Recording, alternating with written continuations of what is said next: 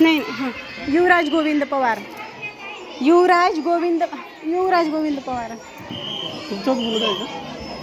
तुम्ही स्पीचच आहे का? मातृभूमीची शान शिवाजी, गड किल्ल्यांचा प्राण शिवाजी, शत्रूला तो चिरून गेला, धारदार तो बाण शिवाजी, कडे कपारी डोंगर खिंडी, सह्याद्रीचा मान शिवाजी, धैर्य धाडसी शौर्य साहसी, संघर्षाचे रान शिवाजी, पडक्या स्त्रीला माता म्हटले, चारित्र्याची खान शिवाजी, काळासोबत जरी चालले काळा पुढची दान शिवाजी, सह्याद्रीच्या कडे कपारींना पाजर फुटेल, डोंगर मात्यांना घाम सुटेल आणि झाडे झुडपे देखील चारतील, अशा हर हर महादेव या गगनभेदी ललकारीने अवघ्या देशातील शत्रूंच्या उरात धडकी भरून आणि हिंदवी स्वराज्याची स्थापना करून महाराष्ट्राच्या रयतेला सुखी करणारे महाराष्ट्राचे राजे, महाराष्ट्राचे परमदैवत छत्रपती शिवाजी महाराजांच्या परम स्मृतीस विनम्र अभिवादन करतो. मित्रहो, मी युवराज गोविंद पवार, जिल्हा परिषद प्राथमिक शाळा वसई बोरी खुर्द, तालुका जुन्नर, जिल्हा पुणे. माझा विषय आहे गड किल्ले संवर्धन. मित्रहो, शिवरायांनी तोरणा किल्ल्यावर स्वराज्याचे तोरण बांधून स्वराज्य स्थापनेच्या पवित्र कार्यास सुरुवात केली. महाराज म्हणायचे, गडांनो, स्वराज्य स्थापन करायचे असेल तर आधी आपले ताब्यात गड किल्ले असायला हवेत, म्हणजे आजूबाजूच्या प्रदेशावर आपली हुकूमत गाजवता येईल. सह्याद्री म्हणजे महाराष्ट्राच्या मातीला लाभलेला अनमोल रत्न, सह्याद्रीतील गिरीशिखर आणि त्यावरील गडकोटांचा महाराष्ट्राच्या इतिहासाशी अतूट नाता आहे.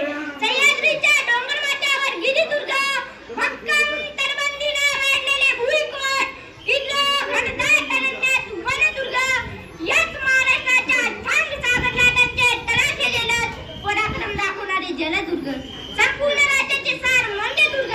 गडकोट म्हणजे खजिना, गडकोट म्हणजे सैन्याचे बळ, गडकोट म्हणजे प्राणांचे संरक्षण. निजामशाही, आदिलशाही आणि मोगलशाहीच्या आक्रमणापासून महाराष्ट्राच्या जनतेचं ज्या गड किल्ल्यांनी संरक्षण केलं, याच शिवनेरी किल्ल्यावर शिवरायांसारखे राष्ट्रपुरुष जन्माला आले. स्वराज्याचा राज्यकारभार सुद्धा याच गड किल्ल्यातून चालला होता. त्या गड किल्ल्यांची दुरावस्था होणार नाही म्हणून आज गड किल्ले संवर्धन काळाची गरज भासत आहे. शत्रूंच्या आक्रमणाचा प्रतिकार करण्यासाठी याच गडकोटांचा आधार घ्यावा लागला होता. महाराष्ट्रात गड दुर्ग कोट नसते तर कदाचित स्वराज्य स्थापन करता आले नसते. म्हणूनच गड किल्ले संवर्धन काळाची गरज आहे.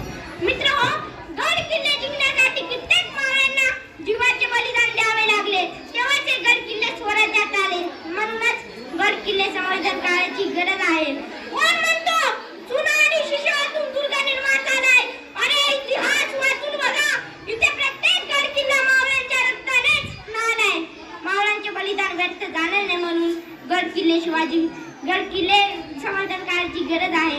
माझ्या मराठी मातीतील गड किल्ल्यांना इतिहासाचा वारसा आहे. मित्रहो, केवळ वारसाच नव्हे तर गड किल्ले महाराष्ट्राचा आरसा आहे.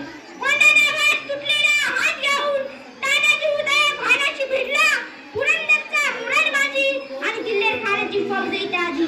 केवळ 5 मावळ्यांसह मुरारबाजी त्याला बेधडक लढला. इथेच शिवरायांनी दगडाला दगड आणि माणसाला माणूस जोडला. म्हणूनच मित्र इथे गड किल्ले आणि हिंदवी स्वराज्य घडला. परंतु आजकालच्या ओघात गड किल्ल्यांचे महत्त्व आणि पावित्र्य कमी होताना दिसत आहे. ज्या सह्याद्रीच्या कडेकपारी स्वराज्याचं खडपट शिरलं, तेच गडकोटात मौजमजेचं ठिकाण बनलं. एकेकाळी याच गड किल्ल्यांसाठी स्वराज्याचा एक एक मावळा रक्ताच्या कारंजात भिजलाय. गड किल्ले शिवाजी महाराजांच्या आणि मावळ्यांच्या इतिहासाची साक्ष देतात. म्हणूनच गड किल्ले संवर्धन काळाची गरज आहे. मित्रहो, रोज रोज इतिहासाची एक एक पानं मिटत आहेत आणि आजही काही प्रतिष्ठान गड किल्ले संवर्धनासाठी झटत आहेत आणि त्यांचा आम्हाला सार्थ अभिमान वाटत आहे. मित्रहो, शत्रूंची कधी बोटे कापली, कुणी जीवाला फुकले, तुरी हातावर बादशहाच्या राज्य सुरक्षित सुटले, मोगलशाही थरथरली आणि हिंदवी ध्वज फडफडला, रायगडावर छत्रपतींना राज्याभिषेक तवगडला. विशाल हृदयी जाणता राजा आराध्य महाराष्ट्राचे, हे युग पुरुषा वंदन तुझला अखंड हिंदवी स्वराज्याचे. हे युग पुरुषा वंदन तुझला अखंड हिंदवी स्वराज्याचे. धन्यवाद. जय हिंद महाराष्ट्र.